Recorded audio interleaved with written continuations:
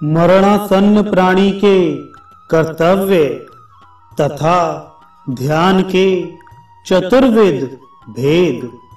राजा युधिष्ठिर ने पूछा, भगवान, गृहस्थ व्यक्ति को अपने अंत समय में क्या क्या करना चाहिए? कृपा कर इस विधि को आप बताएं। मुझे यह सुनने की बहुत ही अभिलाषा है।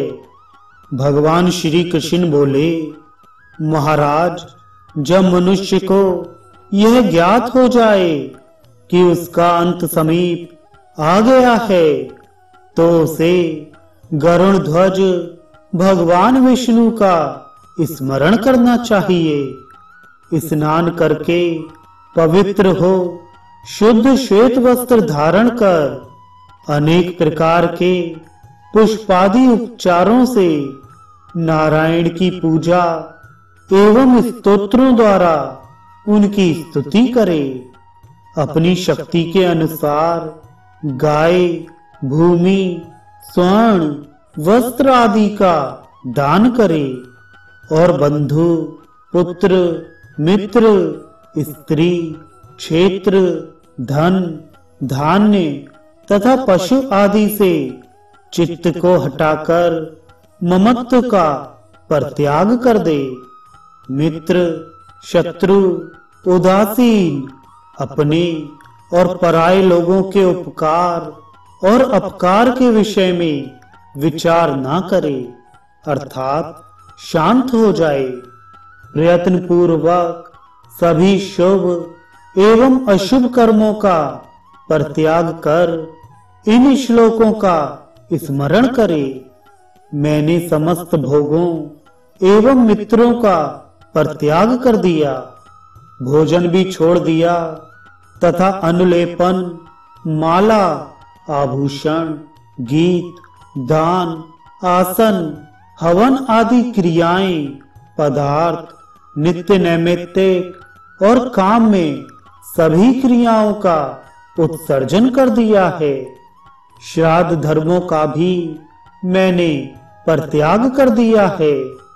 आश्रम धर्म और वर्ण धर्म भी मैंने छोड़ दिए हैं। जब तक मेरे हाथ पैर चल रहे हैं, तब तक मैं स्वयं अपना कार्य कर लूंगा। मुझसे सभी निर्भय रहें, कोई भी पाप कर्म ना करे।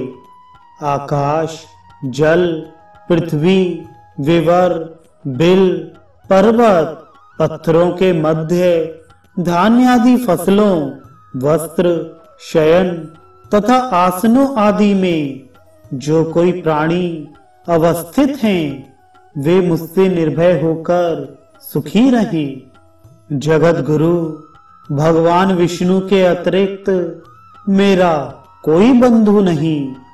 मेरे नीचे ऊपर, दाहिने बाएं, मस्तक, हृदय, बाहुओं, नेत्रों तथा कानों में मित्र रूप में भगवान विष्णु ही विराज रहे हैं। इस प्रकार सब कुछ छोड़कर सर्वेश भगवान अच्युत को हृदय में धारण कर निरंतर वासुदेव के नाम का कीर्तन करता रहे। और जब मृत्यु अति समीप आ जाए, तब दक्षिणाग्र कुशा बिछाकर पूर्व अथवा उत्तर की ओर सिर का शयन करे तथा जगतपति भगवान विष्णु का इस प्रकार चिंतन करे।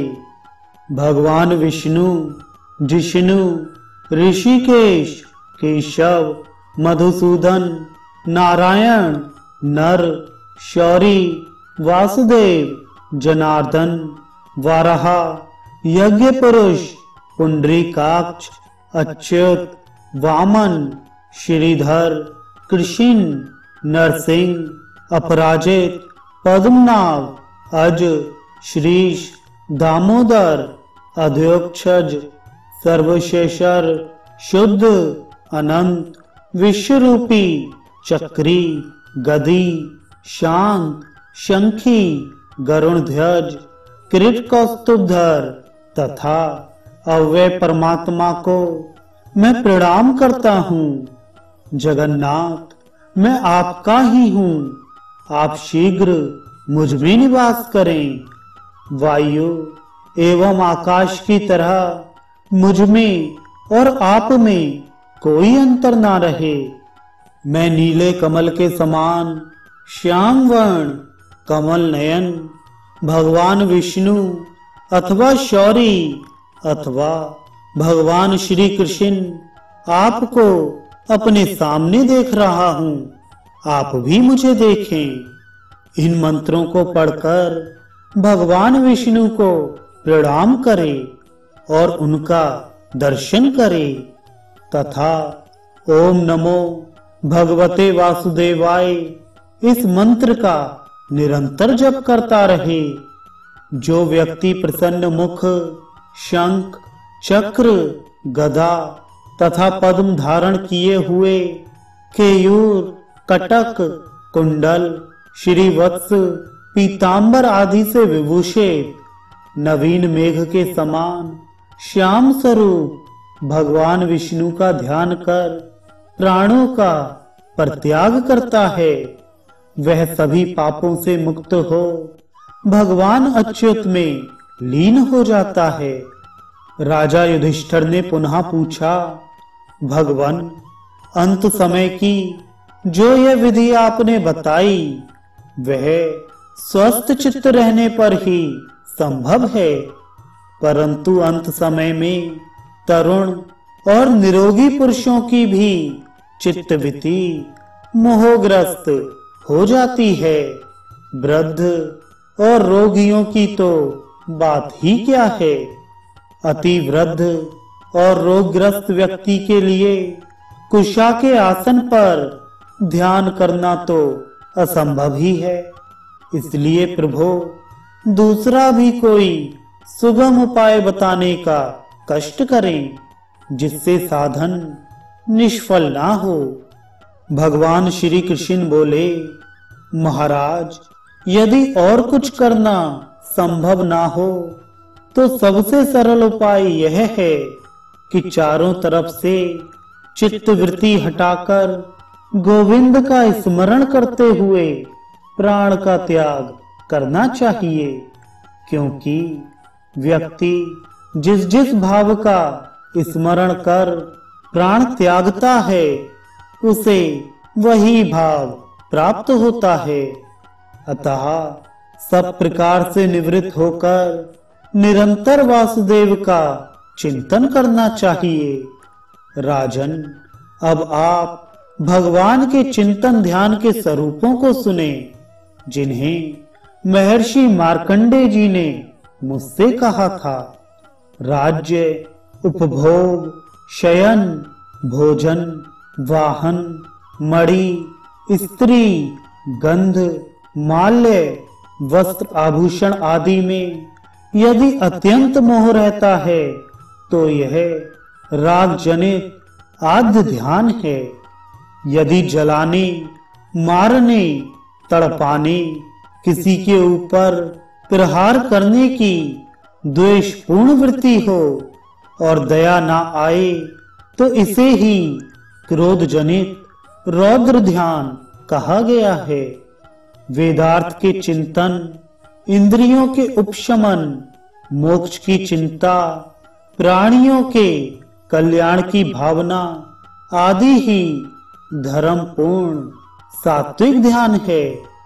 समस्त इंद्रियों का अपने अपने विषयों से निवृत्त हो जाना, हृदय में इष्ट अनिष्ट किसी की भी चिंता न करना और आत्म स्थिर होकर एकमात्र परमेश्वर का चिंतन करना, परमात्मनिष्ठ हो जाना, यह शुक्ल ध्यान का स्वरूप है। आद्य ध्यान से त्रियक योनि तथा अधोगति की प्राप्ति होती है। रौद्र ध्यान से नरक प्राप्त होता है। सात्विक ध्यान से स्वर्ग की प्राप्ति होती है और शुक्ल ध्यान से मोक्ष की प्राप्ति होती है। इसलिए ऐसा प्रयत्न करना चाहिए जिससे कल्याणकारी शुक्ल ध्यान में ही मन चित्त सदा लगा रहे।